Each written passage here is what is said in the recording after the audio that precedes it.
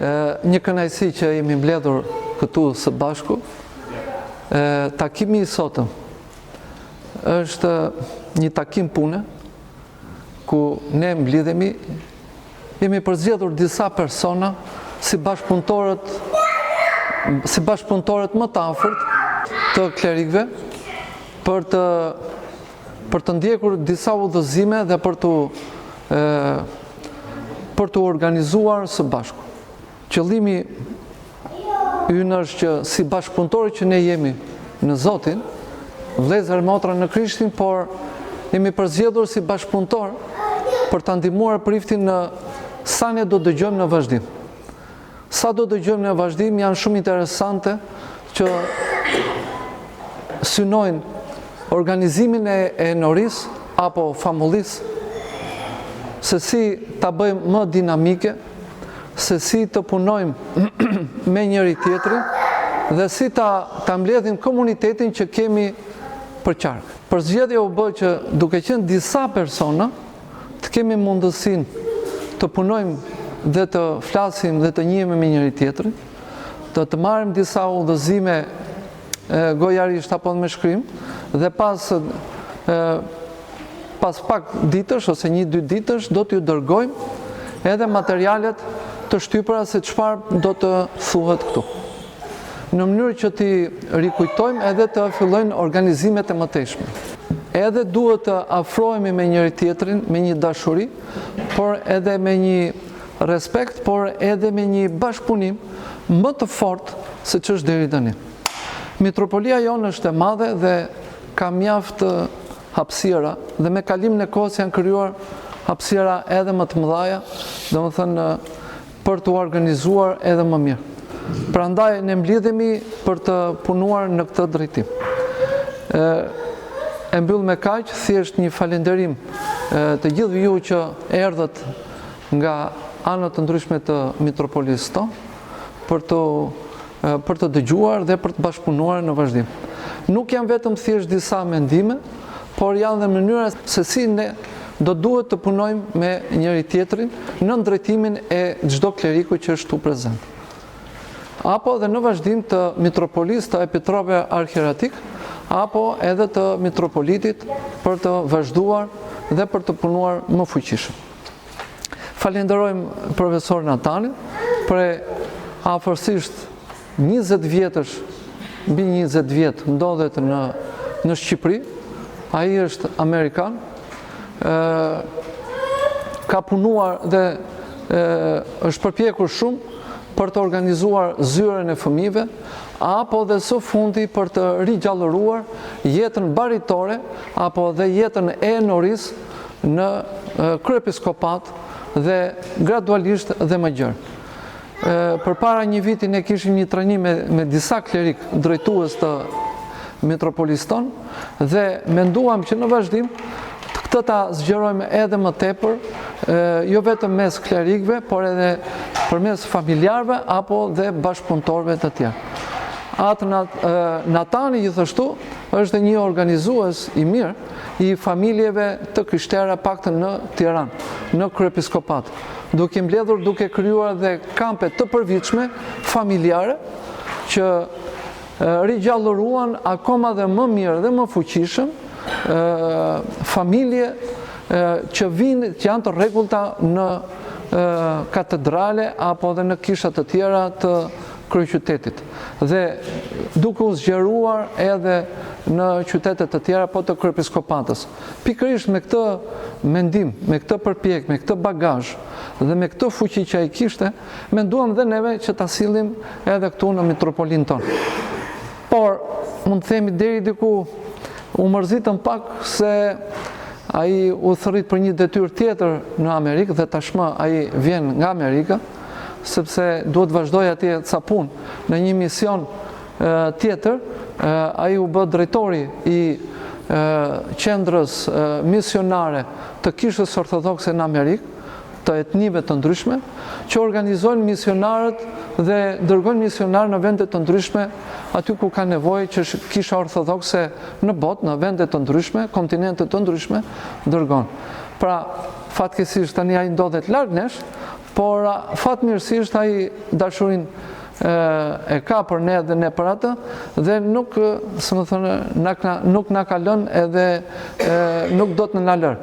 Ai përveç ardhjes këtu, që pra është një prej dedikimeve që erdhi apostafat, gjithashtu na mbuloi dhe nga ana financiare shpenzimet e këtij takimi të sotëm, apo siç po mendojmë gradualisht dhe kemi planifikuar dhe po kjo zyrë na aprovoi 2 projekte të tjera, atë të mbledhjes së gruas ortodokse të mitropolisë tonë, kur themi të gjithë zëvendësive, pra qyteteve të mitropolisë tonë, do jetë ose në shtator-tetor, në tetor, të gjithë grave ortodokse, përfaqësi kuptohet, që mund të shkojë deri 200 veta kemi planifikuar, do të bëhet në Vlorë, dhe një takim tjetër vetëm për zëvendësinë e Lushnjës, pranë Krishtlindjes. Të gjitha dhe nga ana organizative që na kanë ndihmuar dhe për udhëzime dhe orientime, por edhe nga ana financiare për këto 2 organizime. Janë financime të mëdha që për ne do të vështirësoheshëm shumë si mitropoli. E falenderojmë përsëri nga dashuria që ka edhe me bashkëshorten e tij, Gabrielën, që është shqiptare, dhe ajo ka punuar për krah tij prej shumë vitesh, dhe kemi realizuar, se më themi, së fundi edhe këto projekte që unë ju parathash tani. Faleminderit, profesor, dhe fjala është e juajt. Faleminderit. Kënaqësi. Shumë faleminderit Krisi, edhe është kënaqësi shumë e madhe të jem midis jush. Është shumë e bukur që jemi mbledhur bashk, është shumë e bukur që jemi këtu në një kish i bukur dhe historike, edhe është e rëndësishëm të kujtojmë sa rëndësishëm është që ne jemi këtu edhe për çfarë jemi. Është e lehtë të mendojmë që edhe një takim tjetër, edhe s'ka gjë. Për realiteti është, ajo që ne kemi në dorë është gjë më e rëndësishëm në botë. Ne mund të mendojmë që ata politikanët në zyrët e tyre, gjërat e tillë janë njerëzit me pushtet. Ata kanë një pushtet botërore, por që nuk kanë pushtet për gjërat më të rëndësishme. Unë të martën, para se të vija në Shqipëri, isha në Varim, për një nga anëtarët të zyrës sime në Amerikë tani. Bare 2 muajsh, a ishte mirë fare, nuk ishte problem. Edhe a i ndjep disa problemet, edhe shkoj edhe ishte gjetur që a ishte me kancer e pankreasit. Edhe brenda 2 muaj a i ka ndruar jetë. Edhe është të ndim për ne të themi sa tragjik. Për nuk është tragjik. Të është trishtueshëm, sepse edhe vdekje është armiku jonë. Për unë takova 2 ditë para vdekjes, edhe a i ishte me një paqe e thellë, një buzë qeshje. Edhe a i më ka thonë që mos harroni asnjëherë që ne si të krishterët ortodokse kemi lajm më i mirë, më rëndësishëm në botë. Do ishte diçka e madhe të themi që kemi gjetur një kur për kancer. Por kemi diçka më e madhe. Kemi ilaç kundër vdekjes. Kemi realiteti që një njeri që e dinte që do ndroj jetë pas disa ditësh, mund të ketë paqe, mund të ketë buzë qeshje, mund të ketë një hir e madhe rreth tij. Kjo është diçka që asnjë politikan, asnjë skencor, asnjë njeri në botë ka fuqi të jep. Është vetëm Zoti që ka mundësi. Ne mund të zgjidhim shumë probleme të botës, por më në fund gjithë kemi vdekjen përpara. E në qoftë se nuk kemi zgjidhje për vdekjen, nuk kemi asnjë gjë. Edhe është pikërisht nëpërmjet ajo punë komuniteti që kemi përbashkët, që kemi mundësi të përballojmë edhe jeta, edhe vdekja. Sepse kemi një sfidë tjetër tani në botë bashkohore. Nuk është vetëm vdekje që është vështirë, por edhe njerëzit, edhe është një epidemi e mërzitje në botë, që njerëzit nuk duron më as jetën. Për ne kemi pse të jetojmë, edhe ne kemi pse ajo mundësi që të përballojmë edhe vdekjen me paqe. Edhe kjo është diçka shumë e madhe. Edhe është shumë e rëndësishëm në fillim të kohës së bashku që kemi të kujtojmë që është shumë e rëndësishëm. Nuk është edhe një takim. Është shumë e rëndësishëm që ne të kuptojmë thesar e madh që kemi si të krishterët ortodoks. Këtu në Shqipëri kemi përjetuar një vështirësi shumë e madh me përsukutimin e besimit. Unë nuk kam qenë në Shqipëri, kam dëgjuar shumë nga ju që keni përjetuar. Edhe kanë shkatëruar shumë gjërat, kanë shkatëruar edhe kishët. Por që më e rëndësishëm nuk janë indërtesët që janë shkatëruar, por që janë komunitetet që janë shkatëruar. Sepse me lek mund të riendërtohet ndërtesë. Për kur është shkatëruar sensi komunitetit, marrëdhëniet midis njerëzit, as lek rilidh. Sepse jemi mësuar të jemi vetmuar. Ishte qëllim e sistemin e vjetër që të na ndajë nga njëri tjetrin edhe të lëmë vetmuar, sepse mund të na kontrollojnë. Edhe që të kthehemi në identitet si komunitet është diçka që kërkon një investim shumë e madh nga gjitha. Edhe kërkon besim që ne të besojmë njëri tjetrin. Edhe kjo ishte që ishte prishur nga sistemi vjetër, besim tek të tjerat.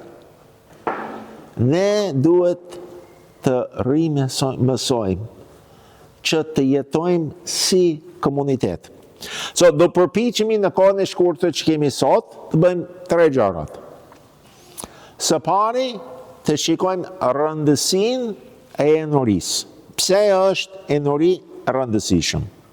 E dyti, një vizion çfarë është një enori e shëndetshme. Edhe e treti, disa hape konkret që të ndërtojmë një gjë të tillë. Realiteti është që në fund të komunizmit këtu nuk ishte as një enori i shëndetshme.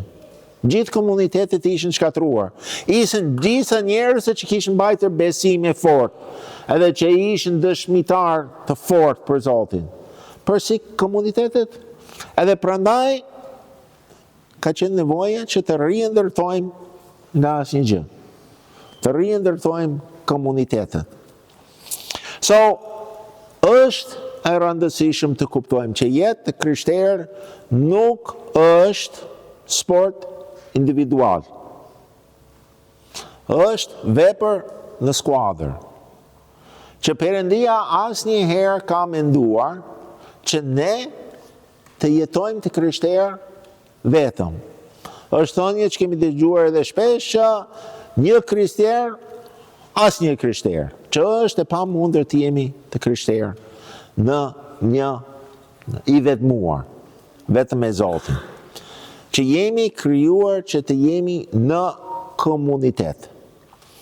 Edhe komuniteti i parë më rëndësishëm është komuniteti i enorisë. Është një grup njerëzës që janë bashkuar me njëri tjetrin rreth një altar, edhe që janë përkushtuar komunitet së bashku. Nuk janë vetëm përkushtuar Zotit, por që janë përkushtuar edhe njëri tjetrin. Edhe kjo është që është shumë e rëndësishëm të kemi qartë që kjo është thirrja jon. Kur jemi pagëzuar, nuk jemi vetëm antarësuar në marrëdhënie me Zotin, Për në qoftë se unë jam birësuar në familjen e Zotit, edhe ti jeni birësuar, ju jeni, qarë jemi midis nesh? Lezër më Krishtin. Motër vëllezër, që duhet të kuptojmë, kur pagëzojmë një person, është në një marrëdhënie e re me secili prej nesh.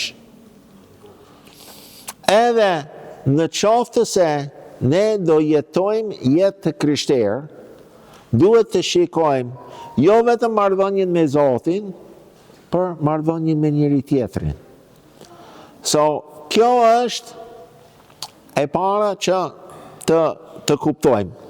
Për që të jemi një komunitet që të kemi të mundësi të lullizojmë në marrëdhënien tonë me Zotin, duhen disa gjërat. Nuk është diçka e thjeshtë. Edhe për kjo do përdorim një analogji me një kopsht.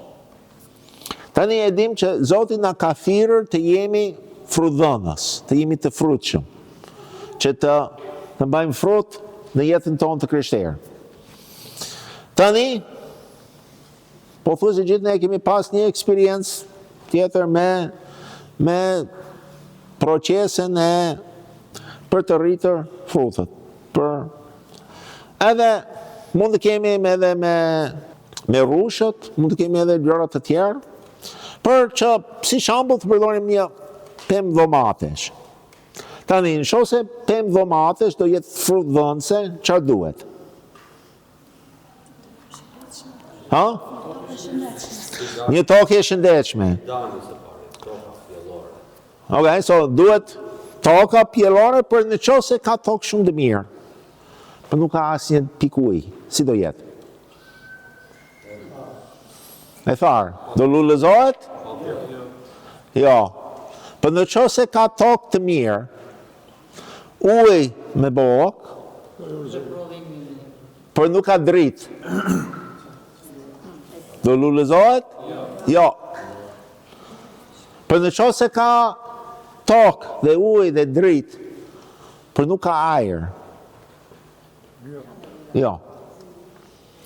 So, e shikojmë në një kopsht, për një bim të lullëzohet, janë disa gjëra që duhen, edhe në qose mungon asnjë nga tyre, lullëzimi nuk bëhet si duhet. Edhe mendoj që kjo është një analogji shumë e mirë, edhe për jetën tonë të krishterë. Se janë shumë gjëra që janë të mirë, për që është një edhe kombinim gjërat që duhen gjithë ato. Edhe ne kemi tendencë, ndonëse të mësojmë një gjë për besimin, edhe në qoftë se nuk ndiejmë që lullëzojmë në jetën tonë me Krishtin, themi që edhe më shumë ne duhet, edhe më shumë. Për që është edhe balancë midis gjërave që janë shumë të rëndësishëm. So, sot ne do diskutojmë për 8 cilësitë ose atributet që duhet një enuri e shëndetshme të lullëzoj. Edhe në qoftë mungon një nga 8, do jetë një dobësi për gjithë jetën e enurisë. So, do jetë si edhe kopshti pa ujë, ose kopshti pa dritë, ose kopshti. So, ne të mendojmë, të kemi edhe kjo është vizioni çfarë është një enuri e shëndetshme. So, gjë e parë që kemi thonë që do bëjmë është të theksojmë që është komunitet, është famulli enuri, që është qëllimin tonë që të ndërtojmë, edhe që secili prej nesh do lullëzojmë si në jetën tonë të krishterë, në qoftë se kemi kopshtin e duhur, enuri e mirë, enuri e shëndetshme. So, gjithë ne besoj duhem të lullëzojmë në jetën tonë me Krishtin, prandaj jemi këtu. Për si të lullëzojmë? Të lullëzojmë duke qenë në një kopsht shëndetshme. Mund të vëmë për shembull një farë dhomate mes shkretë të tjerës. Nuk do lullëzoj. Edhe shpesh ne, si të krishterët, jemi në mes të shkërtëtirës e botës, edhe themi që po pse Zoti nuk më jep jetë më i plot, nuk shikoj ndryshimin e duhur në jetën tim të krishterë. Po jemi në mes shkërtëtirës, nuk do lullëzohet. Për në një enori, ka shumë mundësi. Nevoj shumë e madhë të bashkëpunojmë, të ndërtojmë enorit të shëndetshme? Okay. So, Shtoj edhe kopshtarin. pa tjetër, po, so, jo, pa tjetër edhe deri atje analogjia është funksionale, për çdo analogji ka një, so, për që pa tjetër duhet kopshtari ose në gjuhën e kishës bariu që okay.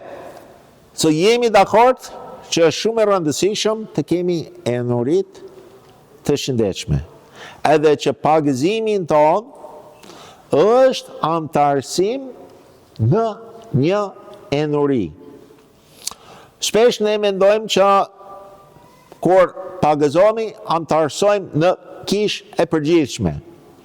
Që është e vërtet, për që nuk është e vërtet jo e plot, sepse antarësohemi në kish e përgjithshme në përmjet antarësimi në kish lokale. Kur antarësojmë në një enori, pastaj në përmjet enoris, jemi antarë të gjithë kishës. Për që është ajo antarësim lokale që është dera për të gjithë. So, do fillojmë të shikojmë këto 8 cilësit të një enori e shëndetshme. Edhe është e rëndësishëm të mendojmë pastaj si të kultivojmë këto cilësit në enorin tonë. Edhe kjo është që do diskutojmë në orën tjetër. Konkretisht, si të bëjmë ndryshimit në komunitetin tonë, të kemi këto cilësit atributet të një enori e shëndetshme. Okay, so janë 2 cilësit që janë të përgjithshme, që mund të themi edhe që janë 2 porositë të Zotit, të duajmë Zotin edhe të duajmë njëri tjetrin. Edhe 2 cilësit e madhë që janë të përgjithshme janë edhe lidhen me këto porosit. So, e para është që një enori duhet të ketë jetë ukaristike. Çfarë është jetë ukaristike? Çfarë është ukaristia? E dim? So, që ukaristia është një fjalë teologjik, lidhet edhe me fjalën në greqisht, që në greqisht modern është evkaristo, falënderimi, që kjo është fjalë teologjik për kungimin e shenjtë, që është shërbese e liturgjisë hyjnore, është falënderimi. Edhe kjo mënyrë e emërimit na ndihmon shumë të kuptojmë çfarë është. Që ne e dim që shërbesës e liturgjisë hyjnore është shumë e rëndësishme, është qendra e jetës sonë të krishterë. Por nuk është e rëndësishme vetëm sepse ne vime dhe bëjmë shërbesë për Zotin. Por që ajo është qendra e jetës krishterë, sepse ajo jep udhëzim për gjithë marrëdhënien tonë me Zotin edhe me botën rreth nesh që është krijuar. Që Zoti ka krijuar bota mirë për ne si mjet kungim me Zotin. Edhe Adam dhe Eva ishin krijuar që të falenderojnë Zotin për çdo gjë, që marrin nga duart të Zotit, edhe të ketë marrëdhënie me Zotin nëpërmjet ngrënies, nëpërmjet çdo aspekt të jetës. Por, çfarë bën ata? Ata në vend të falenderojnë Zotin për dhuratët e botës, ata vendosin që të marrin aspekte e botës, një frut që nuk ishte bekuar për ushqimin e tyre. Edhe në moment që ata morën diçka që nuk ishte e bekuar, nuk falenderuan. Nuk ishte marrëdhënie falenderimit me Zotin më, nuk ishte kungim me Zotin, por ishte kungim me ushqimin. Edhe ushqimin në qoftë se është vetëm. Në qoftë se marrim një frut nga një pemë, edhe e lëmë për pak kohë, çfarë do? Kalbët. Bota pa Zoti, kalbët. Ushqimi, në qoftë se kemi marrëdhënie me ushqimin, pa falendëruar Zotin, është kungim me vdekjen. Edhe kjo është e para që duhet të kuptojmë, që jeta është jetë falenderimi. Edhe prandaj ne sjellim verë dhe grur, bukë dhe verë në kish. Ne afrojmë në altar me falenderimi, edhe Zoti kthe ato si trup i gjakun e tij, që është jeta e tij. Që ne nuk kemi marrëdhënie me botën si marrëdhënie diçka vdekur, por kemi marrëdhënie me botën si marrëdhënie me Zotin, edhe një burim jetësh. Kjo është shumë i shkurtër për një koncept shumë e madh teologjik. Për gjithë jeta duhet jetë jetë ukristike, jetë falenderimi.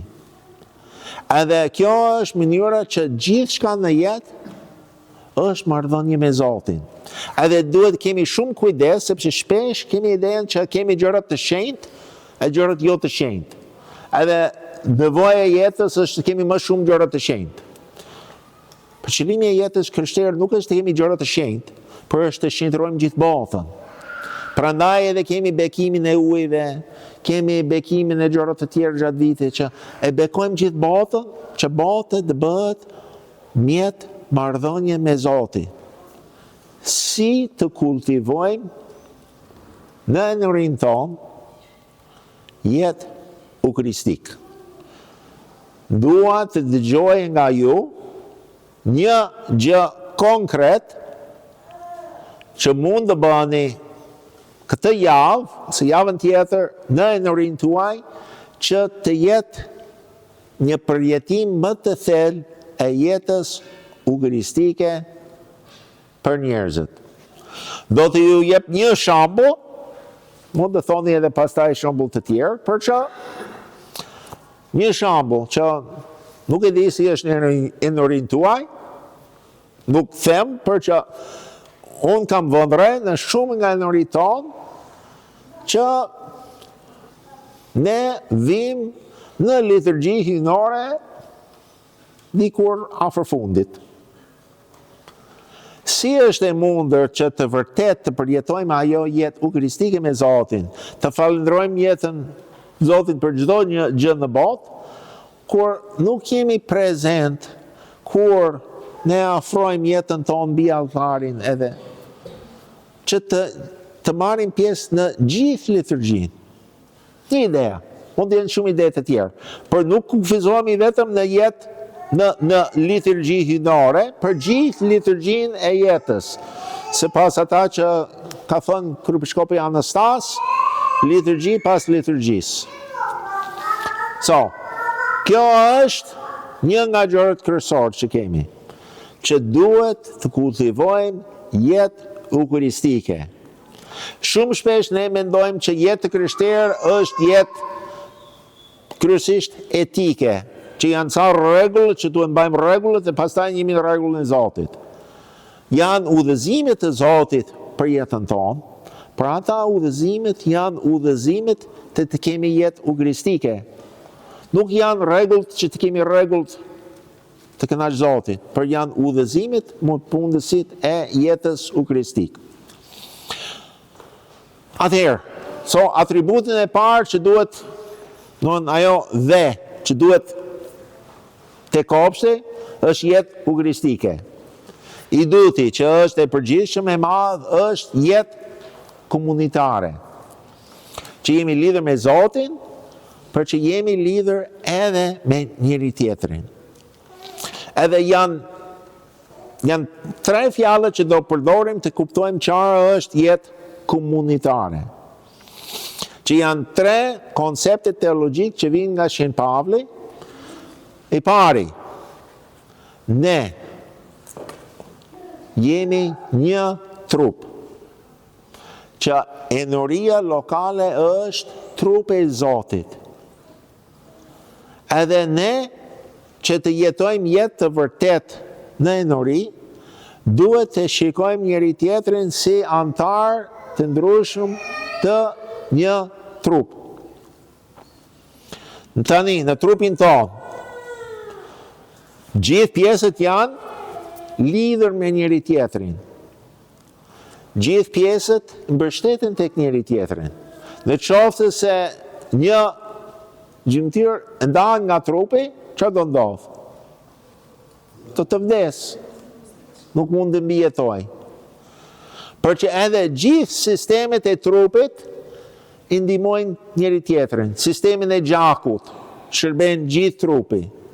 Sistemin e gastronomike, ushqimit. Kockat. Gjithë ka një rol që shërben, gjithë shërben, edhe gjithë janë marrin shërbimin nga të tjerat.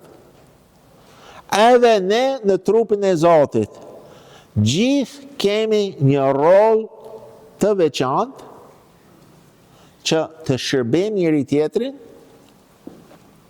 për gjithë kemi nevojë për njëri tjetrin. So, jemi një trup. Enori lokale duhet të funksionojë si një trup. Jemi një familja. Kur antarësohemi në familjen e Zotit, jemi antar të njëri tjetrin. Si funksionon një familje e shëndetshme? Komunikim, respekt dhe dashuri. Dhe bindja. So, këto edhe shumë gjëra të tjerë mund të themi për familjen. Edhe dim si të kemi një familje e shëndetshme. Për në qoftë se e shikojmë edhe mendojmë për gjithë antarët të enorisë, si familja e gjakut. Në qoftë se do trajtojmë njëri tjetrin, jo si njerëz që rastësisht qëndrojmë në liturgji së bashku, por si familje e gjakut. Edhe kjo është që kur Zoti flet për familjen, nga njëherë ka thonë edhe disa fjalët më të ashpër për familjen. Për që kur ai flet ashpër për familjen, nuk është kundër familjen. Por ai do të theksoj që familja jonë e Krishtit është më e rëndësishëm se sa familje e gjakut. Që si do ndryshoj enorin tonë, në qoftë se më të vërtet do i shikojmë njëri tjetrin si familja e gjakut. So, kemi thonë që do jenë tre gjërat që na ndihmon të kuptojmë jetë komunitare. I pari ishte që jemi një trup. Okay. Jemi një familja. Edhe i treti është që jemi një tempull. Që shpesh ne mendojmë që është rëndësishëm që unë i lutem Zotit. Edhe është. Nuk them që nuk është. Për që Shen Pavli thot që ne jemi tempulli Perëndis, që ne jemi guar, ne i ndërtohemi së bashku që të jemi një tempull, gur. Jemi gur të ndryshme që përdoremi të ndërtojmë tempullin. So, për adhurimin thonë të jetë e plot, duhet si cili për nesh. Adhurimin thonë nuk mund të jetë plot në qoftë jemi vetmuar. Që ne së bashku jemi tempull. Që Shpirti i Shenjtë jeton brenda nesh kur ne jemi së bashku. Tani gurët e tempullit të jenë në tempull, të jenë në ndërtesë. Sa afër njëri tjetrin duhet të jenë? Ngjitër. Të bashkuar. Nuk mund të jetë gur këtu, gur atje. Por duhet të jemi ngjitur. Duhet të bashkëpunojmë të ndërtojmë tempull. So, jemi jetë komunitar e kishës ekziston kur jemi një trup, një familje, një tempull. Çfarë mund të bëjmë në komunitetin tonë të kemi marrëdhënie të tillë midis nesh. So mendoni. Okej, ata dy atributet që jetë komunitare, edhe po përsëris këto, sepse duhen në fund që gjithë të keni mundësi, në qoftë se dikush të pyet, çfarë është një enuri e shëndetshme, që të keni mundësi të them që një enuri e shëndetshme është një komunitet që ka jetë, i pari, ukaristike, jetë, ukaristike, falendëruese. Jetë komunitare, kemi dy. Brenda jetë komunitare që jemi një trup, një familja edhe një tempull. Tani, themi sa atributet që janë më spesifik që na ndihmon të kemi ato dy të përgjithshme që kemi thënë. So do kemi 3 atributet që kanë të bëjë me marrëdhënie e brendshme e komunitetit. So, i pari është që duhet të kemi një proces i qëllimshëm formim të krishterë. Që të krishterët bëhen me një proces. Që ne shpesh mendojmë që kemi disë mësim katekizëm para pagëzimit, e mbaroj punë edhe tani për fakt që jetë të krishterë është diçka që formohet gjatë gjithë jetës. Për ne si komunitet duhet të jemi të qëllimshëm së bashku për formim të krishterë të gjithë antarët të enurisë. Ne nuk mund të themi që a shpresojmë, për që gjërat të rëndësishëm ne planifikojmë. So është mirë, edhe prandaj është e rëndësishëm që jeni këtu si grup nga çdo enuri. Ulluni së bashku e themi që çfarë po bëjmë ne për formim të krishterë të komunitetit. Është interesant në çdo aspekt tjetër të jetës, ne supozojmë që duhet punë për të arritur formimin. Në qoftë se kemi një fëmijë që do jetë në sport, ne mendojmë që do ketë shtrëvitja për sportin, që të arrijet mundësi të luaj sporti në mënyrën e duhur. Në qoftë se do ketë një profesion, ne mendojmë që duhet një shkollë për të përgatitur. Në çdo aspekt të jetës, edhe kur jemi në punë, dhe po thuaj se gjithë fushët të punës, edhe një punës kanë trajnime. Është një investim, sepse ne si njerëzit jemi gjithmonë në procesin e transformimit. Ne ose po rritemi, ose pa, do besohemi. Është shumë vështirë edhe për të qëndruar njësoj stabil, do të punë. So, në çdo enori, duhet një program të qëllimshëm. So, për shembull, a keni një program studim biblike për çdo antar të enorisë? A supozojmë çdo secili prej nesh do lexoj Biblën për ditë? Kjo është vetëm një mënyrë, nuk është e vetëm një mënyrë, për që të kemi një program të qëllimshëm për formim të krishterë. Tani, edhe gjithë atributet janë ndërthyer me njëri tjetrin.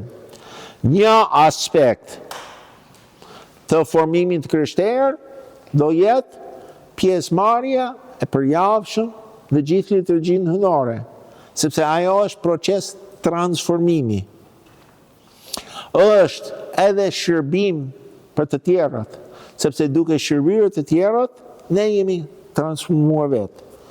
Për që është e rëndësishëm që të kemi një program për transformimi e secili prej nesh në komunitetin tonë. Në qoftë se nuk kemi program transformimi, rritja në jetën tonë të krishterë, e dim që i ligu ka një program për ne. Edhe nuk është për transformim dhe rritje të krishterë, është për shkatërim. Në qoftë se ne nuk po bëjmë program i rritjes, ne jemi nënshtruar programin e i ligut. So është shumë e rëndësishëm që në çdo enori ne kemi një plan të qëllimshëm për formimi të krishterë. So, atributet që kemi bërë deri tani. Atributi i parë është që duhet të kemi jetë ukaristike, jetë komunitare, edhe duhet të kemi një plan për formim të krishterë. E formimi të krishterë, shpesh mendojmë që kjo është edhe arsimim të krishterë. Edhe është e rëndësishëm arsimimi. Duhet të mësojmë gjërat, duhet të lexojmë Biblën, duhet të kemi leksione, për nuk është vetëm ato. Sepse ne në jetën tonë të krishterë nuk jemi vetëm tru, për jemi person. Edhe gjithë personi duhet shtrevitër. Kjo është edhe arsye që kemi periudhë kohët e kreshmës. Kreshma është një mjet e formim të krishterë. Okay? So, kemi bërë 3, kemi 5 akoma. Përça, i dyti, pas shtrevitjes, çfarë duhet të bëjmë? Duhet të veprojmë. Që në çdo enori, ne duhet të kemi një proces kujdestaria. Ne duhet të kuptojmë që çdo antar të enorisë ka një rol e rëndësishëm të luaj në enori. Që gjithë ne kemi dhurat nga Zoti që janë për të shërbyer gjithë komuniteti. So, kujdestaria është koncepti që një person kur kujdeset për diçka që nuk është pronë e vetë, për prontar. So, në qoftë se unë kam një pronë, jep ti për të kujdesur, jeni kujdestar. Dakor? Kush e kujt jemi ne? Të Zotit. Të Zotit. So ne jemi kujdestar për Vigjen. ha? Për enorin, për së pari, për vetveten. jam kujdesar për veten time. Kujdesar për gjithë dhuratet që Zoti më ka dhënë. Kujdesar për gjithë pasuri që Zoti më ka dhënë. Ne kemi tendencë të mendojmë që lekë që kam janë të mijat. Në qoftë se punoj dhe fitoj lekë janë të mijat, sepse unë fitova. Për mundësi për të punuar ishte dhurat nga Zoti. Edhe lekë janë të Zotit. Që ne jemi kujdestar të kohës, të aftësit, edhe të pasurit. Edhe si antar të familjes, që ne kemi përgjegjësi para Zotit, si përdorim gjithë ato thesaret që kemi marrë nga Zoti në komunitetin tonë. Shpesh, edhe kur mendojmë për lekë në komunitet, ne kemi ideja që e kam gjithë këto gjëra të mi, edhe në qovë se dua mund të jep disa gjëra të Zotit. Disa lekë, disa qëndarkët Zotit, ata që më tepërojnë. Kurse fakti është që gjithë thesari, qoftë koha, qoftë talentet, qoftë lekët, janë të Zotit. Edhe si kujdestar, duhet të vendosë se pas planet e Zotit, çfarë pjesë e thesari e Zotit të shpenzoj për përgjithësi që ai më ka dhënë për familjen, për veten time, por edhe për familjen e Zotit. Sepse edhe kjo është që gjithçka është ndërlidhur. Në qoftë se ne në enori jemi një familje, duhet të shikojmë përgjegjësinë për familjen e Zotit. Si do e ndryshoj jetën tonë në enori, në qoftë se secili prej nesh do shikojmë jetën tonë në familjen e Zotit, në qoftë se do kuptojmë që jemi kujdestar, jo pronar. Si do ndryshojmë jetën tonë? Për kjo është që në qoftë se do kemi një formim të krishterë e duhur, pastaj do kuptojmë që jemi kujdestar. Një aspekt tjetër që kujdestaria. Shumë shpesh në jetën e kishës, ne mendojmë që ne si grup punësojmë një klerik që të bëj punën e kishës për ne. Edhe janë disa rolet në jetën e kishës, që janë rol për klerik, rol të udhëheq shërbesët të krishterë, është një rol për klerik. Për si ajo rol që kleriku ka të udhëheq shërbesës, secili prej ne kemi edhe një rol. Në kishën ortodokse, liturgjiore nuk mund të shërbehet vetëm nga një klerik. Duhet edhe populli. Që kleriku të shërbe, duhet populli. Edhe gjithë populli ka rolin e tyre.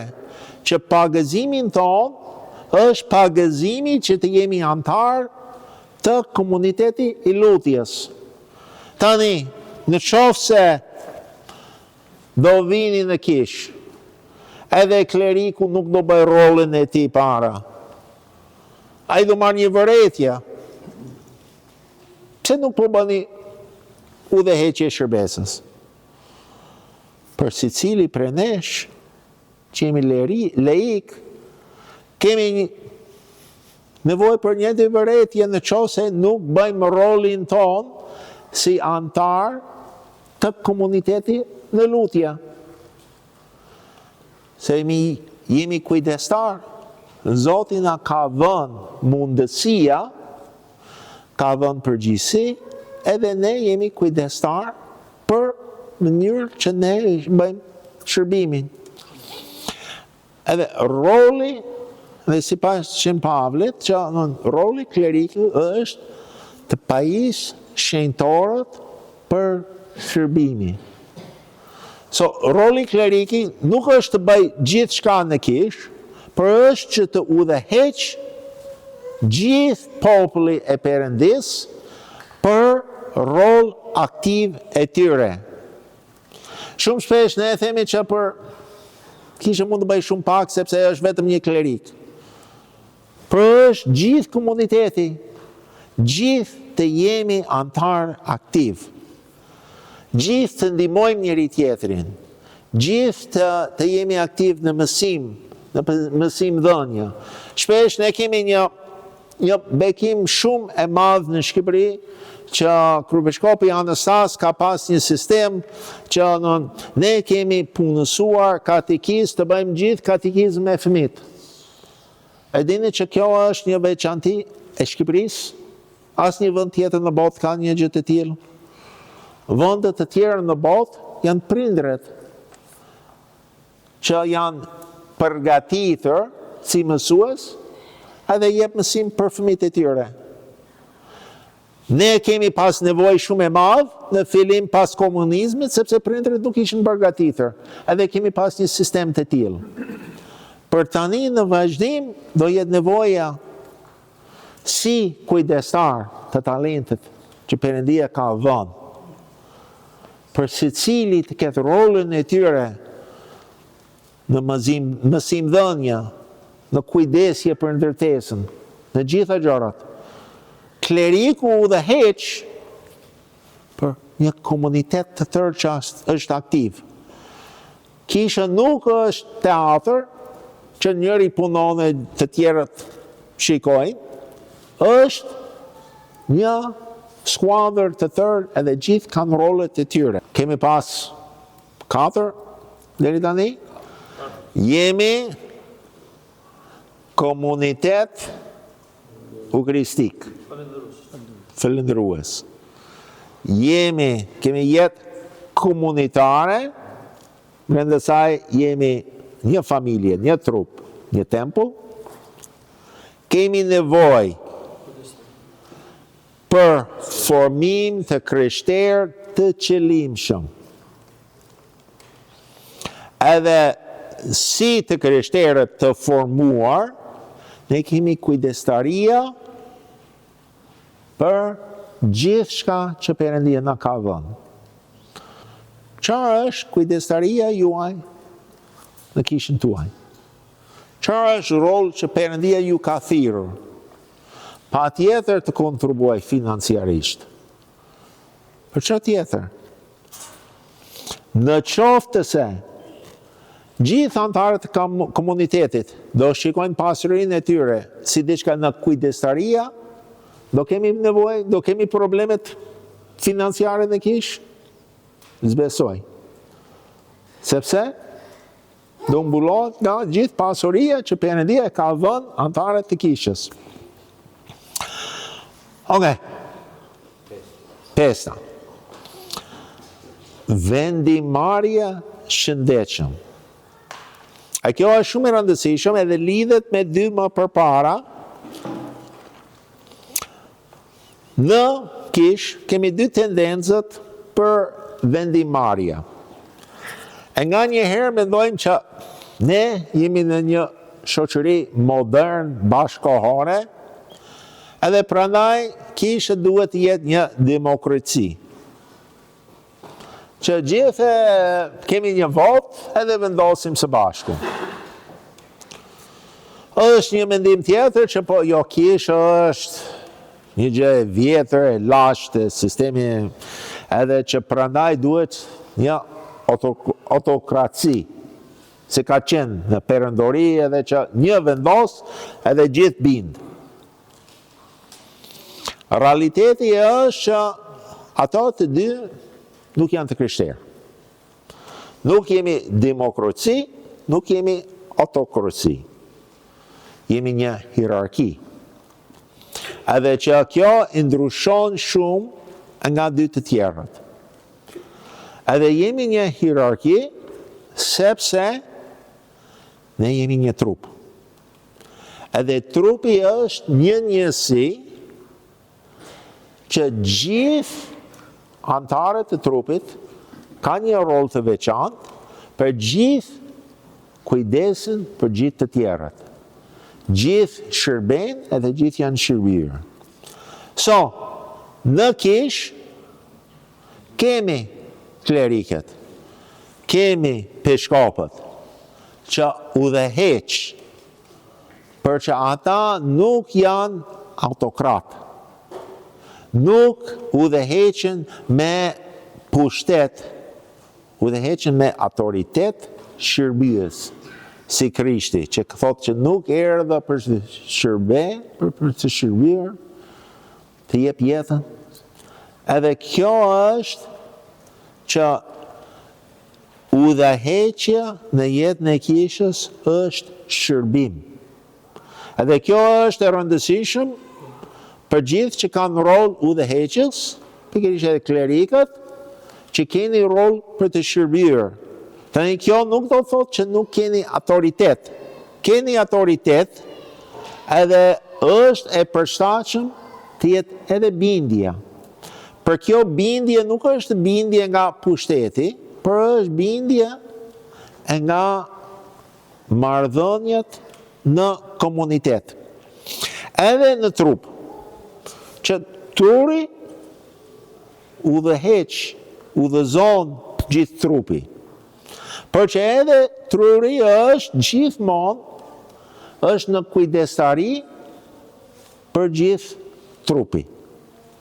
Edhe në qoftë se gishti i vogël e këmbës, dhem, truri di, edhe kujdeset për ata. Edhe në qoftë se truri mendon që unë do bëj një ecje 4 kilometër sot, për gishti e vogël e këmbës është thyrë, edhe e dhem, do jetë pjesë vendimarja. Që ndoftë truri dhe thotë që ndoftë ecje 4 kilometër sot nuk do bëjmë. Për në anën tjetër, në qoftë se trupi është mes rrugës edhe po vjen autobusi me shpejtësi, truri do thotë gishti e vogël e këmbës, ne do varapojmë një qik, sepse duhet. Ju shikoni që gjithë shka, gjithë trupi shërben gjithë. Ka një struktur edhe ka një udhëheqja.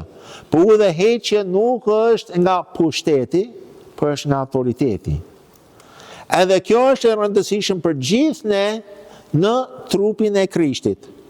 Që ne kemi një struktur, kemi udhëheqës, për ne nuk jemi pasiv.